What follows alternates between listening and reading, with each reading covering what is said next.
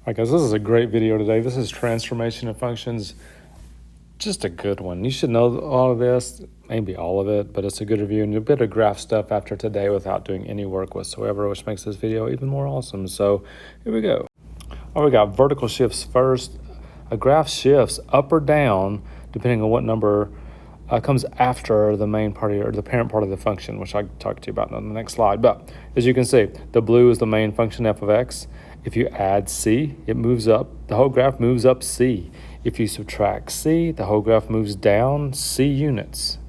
Let's look at a couple examples here. First one's like, okay, it's x squared. This says f of x is x squared plus 3. Remember, x squared graph goes like this.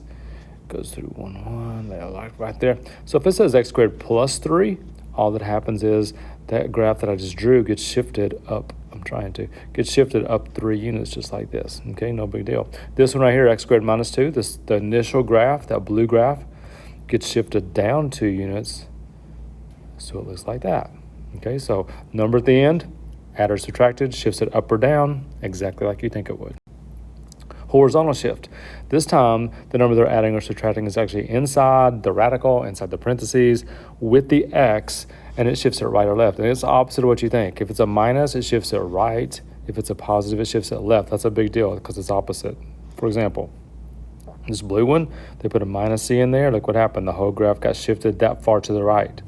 There's a plus c in this one. It got shifted that far to the left. Let me show you an example.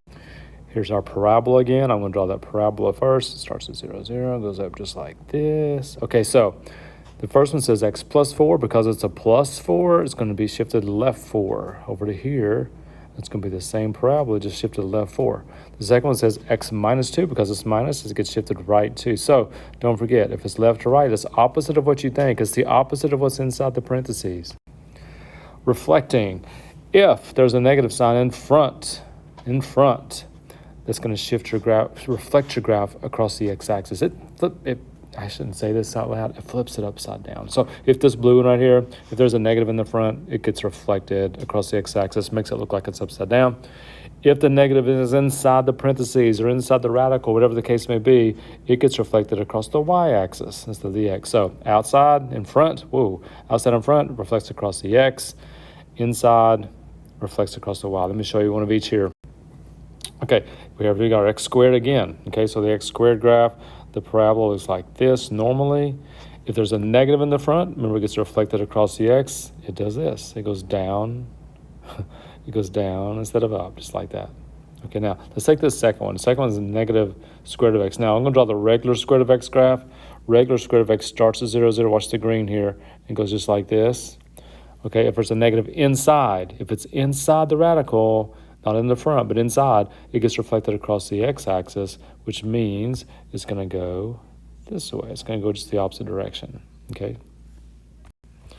All right, vertical stretching and shrinking. This is a lot of stuff today. If there's a number in front of the function, multiplied, not added or subtracted, but multiplied. If it's bigger than 1, it stretches the graph vertically by c. If it's less than 1, but bigger than 0, if it's a fraction, it shrinks it vertically by factors of c. Okay, so here's one that's bigger than 1, and you can see the blue graph got stretched to the red graph. You know, it got stretched up and down. If here's one is the c was less than 1, and the blue graph got shrunk. You can see how it shrunk. It got closer and closer. It's like you're pushing it down. I'm doing motions. You can't tell what I'm doing, but it gets pushed down towards the x-axis. Let me show you one example here. All right, here's that x squared graph again. All right, so x squared, the basic x squared graph starts at 0, 0. It goes through the ones right there. It goes 2, 4, 2, 4, like this. And then if you connect them, dots, it looks like this. Okay, that's what the graph looks like. If there's a 3 on the front, it's been it's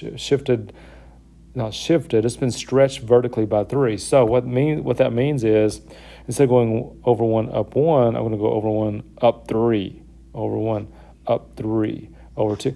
This was at 2, 4. Now it'd be 2, 12. Okay, it's multiplied by 3. So all your y coordinates get multiplied by 3, which makes it steeper. Right now, the 1/3 does just the opposite. The 1/3, I'm gonna have a hard time drawing this one probably. Let me stretch this out. It's not letting me. Let me see here.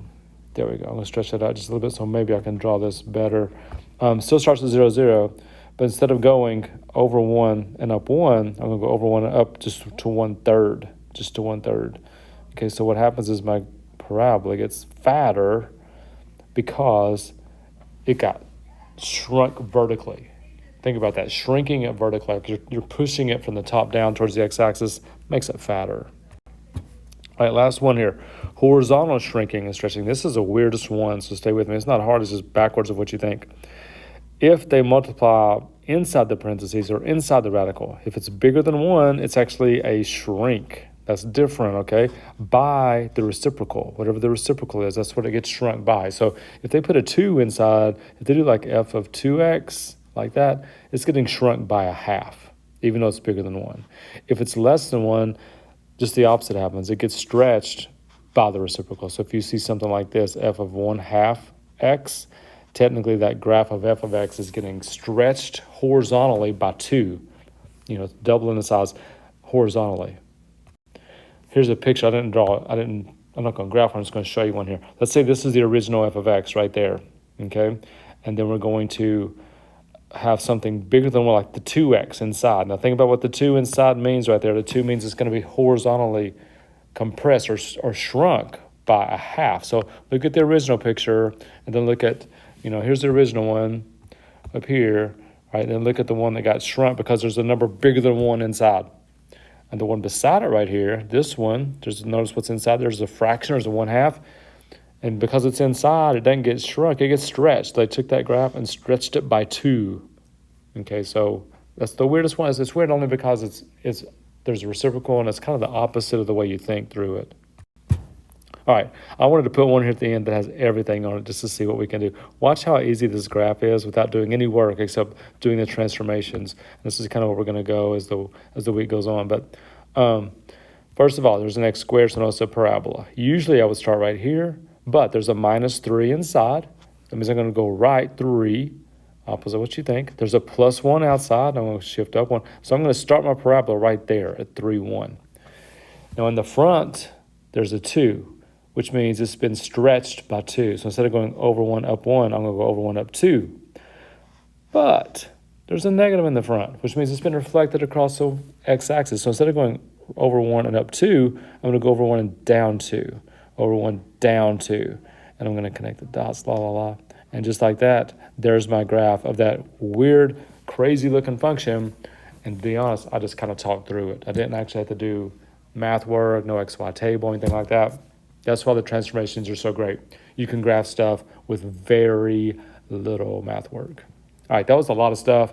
We'll do all this thing in the class tomorrow. I got some great gestures for you. I mean, they are awesome. Can't wait to show them to you. I'll see you tomorrow when you get here. See you, bye.